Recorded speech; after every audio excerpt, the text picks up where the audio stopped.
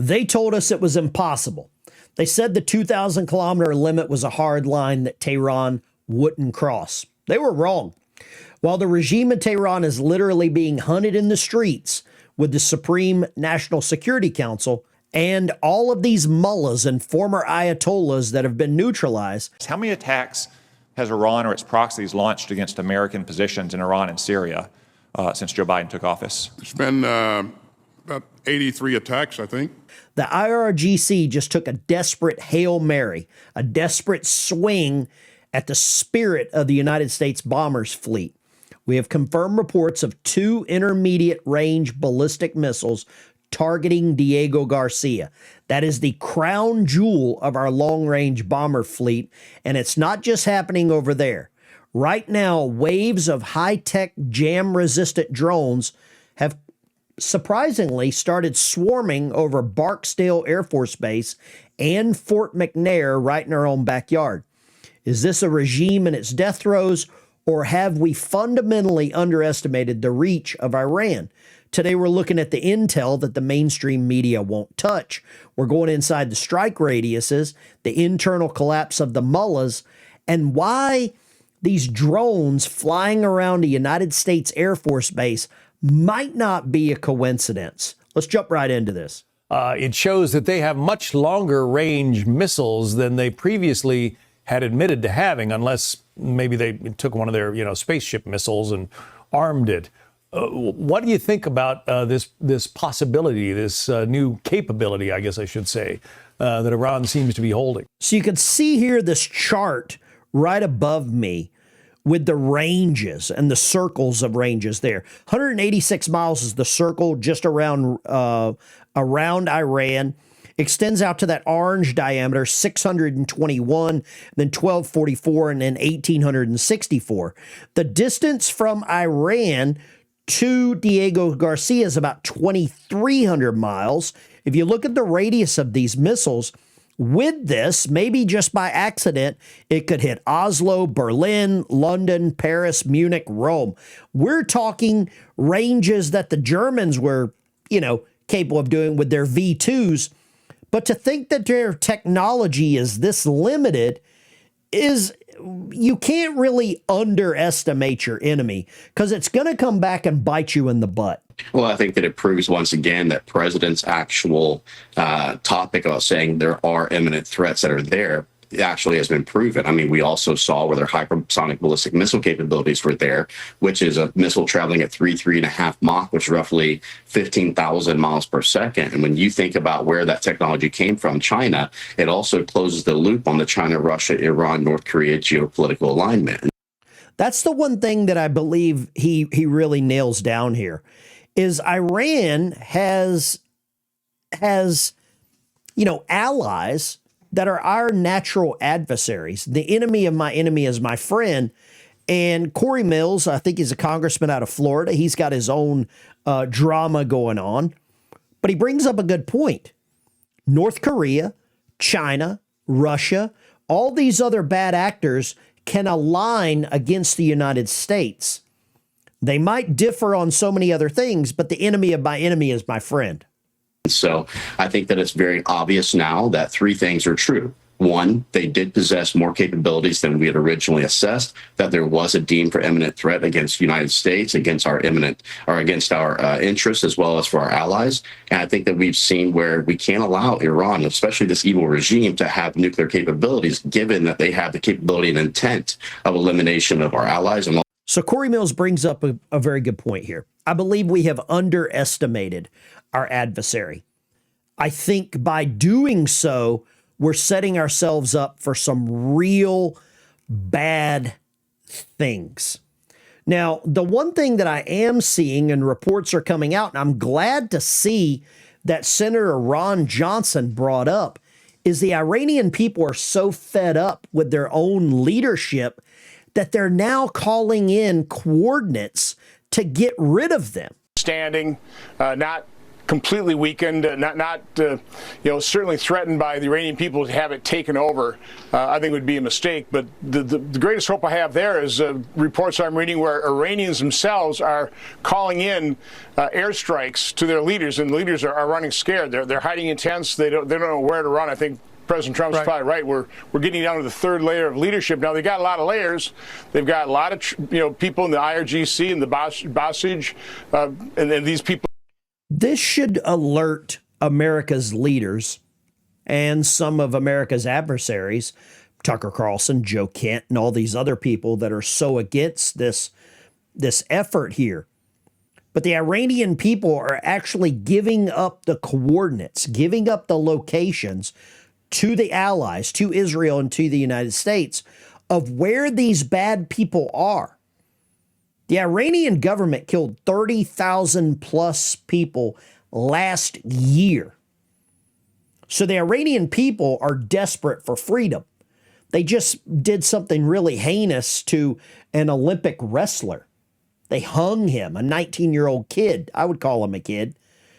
So I believe, like I said at the very beginning of this video, Iran is backed into a corner. They're a angry dog. They're going to get more desperate. And it seems like no one wants to talk about this. This is an article from 2023. We're going back 3 years ago, almost to the day. Iran has attacked U.S. troops 83 times since Biden became president. 2023. This article is by Task and Purpose. But yet, for some reason, you have people like Joe Kent, Tucker Carlson, that are saying, Iran's really not that bad. They've only attacked Americans 83 times, 83 attacks. Does that make any sense? Why we're allowing this to continue? Why we're going along with this? How many attacks has Iran or its proxies launched against American positions in Iran and Syria since Joe Biden took office? It's been about 83 attacks, I think, since in the last several years. That's a lot of attacks over 2 years. How many times have we retaliated against Iran or its proxies? We've launched 4 major strikes, Senator, but an attack can consist of a number of things. It can consist of, a rocket. So American troops were attacked 83 times. Secretary of Defense Lloyd Austin said that we retaliated 4 times. Does that seem fair? Or does that seem like a proxy war to prop up the military-industrial complex and continue to fund and make money over there? Does this sound like Joe Biden was just kicking the can down the road? That's fired in the direction of one of our bases, but not effective. Mr. Secretary, I'm well aware of what an attack could entail. So 79 and 4 is Iran's record right now. And our 4 attacks have not been against Iran, right? They've been against Iran's proxies in Iraq or Syria or elsewhere. Is that correct? This last attack was against IRGC, Quds Force infrastructure. And okay. And after we retaliated, Iran attacked us again, injuring another American, didn't it? They did. And he looks really worried, doesn't he? Have we retaliated for that attack on Friday? We have not yet, Senator. So what kind of signal do we think this sends to Iran when they can attack us 83 times since Joe Biden has become president and we only respond 4? Maybe it's because they know that that we will not retaliate until they kill an American, which emboldens them to keep launching these attacks, which it damn sure set the precedent. 83 attacks total. We retaliated 4 times, and yet we are the bad guys. Donald Trump's the bad guy because he's taken the business to Iran. Right. Okay. Now, last but not least, this is happening in the United States right now. Waves of unauthorized drones flying over United States Air Force Base in Louisiana. And I don't believe this is a coincidence. Bossier Parish in Louisiana, the news came from the United States military, Operation Epic Fury against Iran. We're seeing these homegrown problems here. Here's a news article. Nobody's covering this. Sade, an unauthorized drone raised alarms this month at one of the nation's most important Air Force bases. And ABC News can now report it was far more serious and potentially more dangerous than the military first let on. Confidential briefing document reviewed by ABC News is disclosing that what was thought to be a single unauthorized drone flight was actually wave after wave of multiple illegal drone incursions over Barksdale Air Force Base near Shreveport, Louisiana, for nearly a week. The document called those incursions a significant threat to public safety and national security. Do you think this is a coincidence?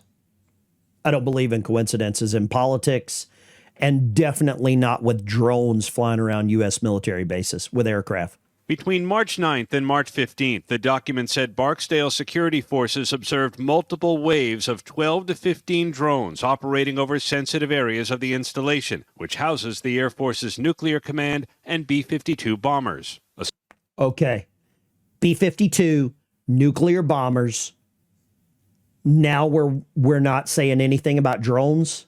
Spokesman confirmed Barksdale Air Force Base detected multiple unauthorized drones operating in our airspace during the week of March 9th. The spokesman said we are working closely with federal and local law enforcement agencies to investigate these incursions. The drones were unlike what's commercially available. They were high-tech, with a much longer range and are resistant to jamming. Certainly, it seemed to be more than just your average drone enthusiast who just...